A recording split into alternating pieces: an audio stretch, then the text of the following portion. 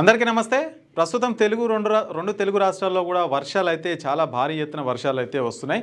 మోంతా తుఫాన్ ఎఫెక్ట్తో తీరం దాటి అయితే ఇంకా గంటకి 40 నుంచి 50 కిలోమీటర్ల వేగంతో ఈదురు గాలులు అయితే వీస్తున్నాయి. రెండు తెలుగు రాష్ట్రాల్లో మరి పొద్దున్న నుంచి కూడా ఎడతెరిపి లేకుండా వర్షాలు అయితే వస్తున్నాయి. సో ప్రజలు కూడా అప్రమత్తంగా ఉండాలని చెప్పేసి అధికారులు అయితే ప్రజలందరికీ కూడా తెలియజేశారు. సో ఇక్కడ న్యూస్ ఏంటంటే మరి కడప జిల్లాలో ఉన్నటువంటి ఏదైతే పోతులూరి వీర బ్రహ్మేంద్ర స్వామి అంటాం మనందరికీ తెలుసు. సో వారు పుట్టి పెరిగిన ఊరు ఏదైతే ఉంటుందో అక్కడ వారి స్వగ్రామం అంటే వారి ఇల్లు ఏదైతే ఉంటుందో సో అది మొత్తం కూడా శిథిలావస్థలో చేరుకుంది. సో అదైతే ఈ వర్షాల దాటికైతే కూలిపోయింది అని చెప్పేసి మనకు కొన్ని విజువల్స్ అయితే రావడం జరిగింది. సో దాని గురించి మాట్లాడదామనే ఈ వీడియో చేయడం జరుగుతుంది. మరి దానికి సంబంధించి అధికారులు కావచ్చు, లేదంటే వాళ్ళ వారసులు కావచ్చు, మరి దాన్ని సరిగా పర్యవేక్షణలో చూస్తలేరు, దాన్ని కాపాడుకునే ప్రయత్నం కూడా చేస్తలేరు అని చెప్పేసి అయితే ఈ వార్త యొక్క ఉద్దేశం అనమాట. మరి ఎందుకంటే మనకందరికీ తెలుసు పోతులూరి వీరబ్రహ్మేంద్ర స్వామి కాలజ్ఞానం అయితే రాశారు. సో వారు ఎన్నో రాసినటువంటివి అయితే మరి దాదాపుగా అన్నీ నిజమయ్యాయి. సో అంటే ముందుగానే ఊహించి అంటే ప్రపంచం ఎట్లా ఉండబోతుంది, ఆ ప్రపంచంలో ఏవేవి రాబోతున్నాయి, కాలచక్రం వస్తుందని చెప్పారు. సో అదేవిధంగా మన దేశంలో ఉన్నటువంటి నేతల గురించి చెప్పారు. నీటితో దీపాలు వెలుగుతాయని కూడా చెప్పారు. సో ఇట్లా చాలా అయితే రాయడం జరిగింది.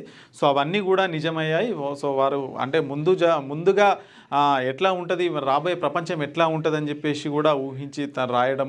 సో అవన్నీ నిజం కావడం. సో దానివల్ల ఇక ప్రజలందరూ కూడా వారిని అయితే చాలా కీర్తించేదనమాట. సో దానికి సంబంధించి ఇప్పుడు కొన్ని విజువల్స్ అయితే చూపిస్తాను. సో విజువల్స్ చూసిన తర్వాత అయితే మనము మాట్లాడదాం. సో ఇదే అనమాట. సో పోతులూరి వీరబ్రహ్మేంద్ర స్వామి వారి స్వగ్రామం. సో ఇల్లు మొత్తం కూడా కూలిపోయిన పరిస్థితి అయితే మనకు చూడవచ్చు విజువల్స్లో.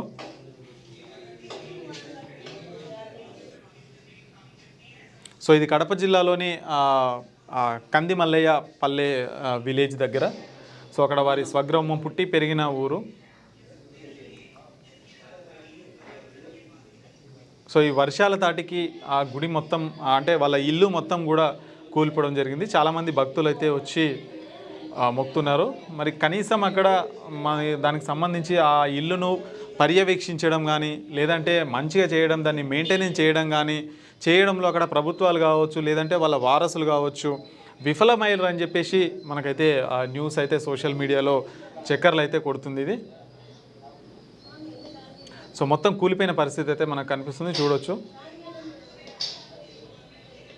అంటే అది పాత చాలా సంవత్సరాల కాలం ఇల్లు అయినప్పటికీ కూడా మరి మనకు కొన్ని ఏవైతే ఇలాంటివి చారిత్రక నేపథ్యం ఉన్న ఏవైతే కట్టడాలు ఉంటాయో వాటిని ఖచ్చితంగా పరిరక్షించుకోవాల్సిన అవసరం ప్రభుత్వాలకు ఉంటుంది. ఎందుకంటే మరి రాబోయే తరాలకు ఇవన్నీ అయితే మనం చూపిస్తామంటే మరి చాలా సంవత్సరాల కింద ఏవైతే ఉంటాయో, ఉదాహరణ చార్మినార్ కావచ్చు, లేదంటే ఇంకా ఇతరత్ర దేవాలయాలు ఏవైతే ఉంటాయో చాలా సంవత్సరాలు అవన్నీ ఆ చరిత్రకు గుర్తింపుగా ఉంటాయి. కాబట్టి వాటిని పరిరక్షించుకోవాల్సిన బాధ్యత మన అందరిపైన ఉంటుంది.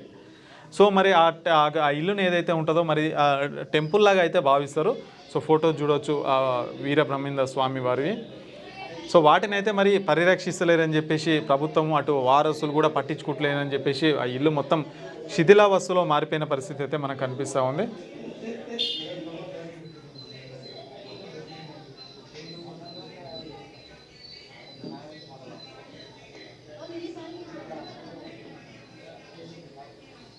సో మొత్తం కూడా అక్కడ ఈ వర్షాల దాటికైతే చాలా సంవత్సరాల కింద కట్టినట్టయితే మనకైతే కనిపిస్తూ ఉంది. సో కట్టినప్పటికి కూడా దాన్ని పరిరక్షించాల్సిన బాధ్యత ప్రభుత్వాలపైన కంపల్సరీ ఉంటుంది. ఎందుకంటే వాళ్ళు కాలజ్ఞానం రాశారు అంటే ముందు భవిష్యత్తు ఎట్లా ఉంటుంది అని ఊహించి ముందే అనాలిసిస్ చేసుకొని ఇవన్నీ రాయడం. సో అవన్నీ కూడా ముందు తరాలకు అందాలని చెప్పేసి కూడా సో అలాంటివి చేసిన వాళ్ళవి మరి ఖచ్చితంగా ఇలాంటి వాళ్ళ ఇల్లు ఏవైతే ఉంటాయో మరి ఖచ్చితంగా పరిరక్షించాల్సిన బాధ్యత ప్రభుత్వాలకు ఉంటుంది, అటు వారసులపైన ఉంటుంది. సో ఈ రెండు విఫలమైనాయి అని చెప్పేసి మనకు సోషల్ మీడియాలో తెగ వైరల్ కావడం జరుగుతుందో సో ఇప్పటికైనా ప్రభుత్వం స్పందించి వాళ్ళ వారసులు ఎవరైతే ఉంటారో వాళ్ళు స్పందించి మరి దాన్ని పరిరక్షించి వాటిని మంచిగా పరిరక్షించే ముందు తరాలకు చెప్పడానికి కానీ, లేదంటే వారు ఏవైతే బుక్స్ రాశారో సో వాటిని తెలపడానికి కూడా ఆ ఇల్లు ఏదైతే ఉంటుందో అది నిదర్శనం అని చెప్పొచ్చు. ఖచ్చితంగా వాటిపైన ప్రభుత్వం దృష్టి పెట్టి వాటిని బాగు చేయాలని అయితే ఖచ్చితంగా కోరుదాం. అధికారులు మీ సమస్యలు పట్టించుకోవట్లేదా? నెలల తరబడి మిమ్మల్ని ఇబ్బంది పెడుతున్నారా? మీ సమస్యకు ఎవరు స్పందించట్లేదా? సమస్య ఏదైనా ఎక్కడి నుంచైనా వెంటనే క్యూన్యూస్ కాల్ చేయండి. మీ తరఫున మేం బాధ్యత తీసుకుంటాం. కాల్ చేయాల్సిన ఫోన్ నెంబర్ 8499019921. పబ్లిక్ వాయిస్, సామాన్యుడి ప్రశ్నాస్త్రం. ప్రతి గురువారం ఉదయం 10 గంటలకు మీ క్యూన్యూస్ హెచ్డీలో నవంబర్ 6 నుంచి ప్రారంభం.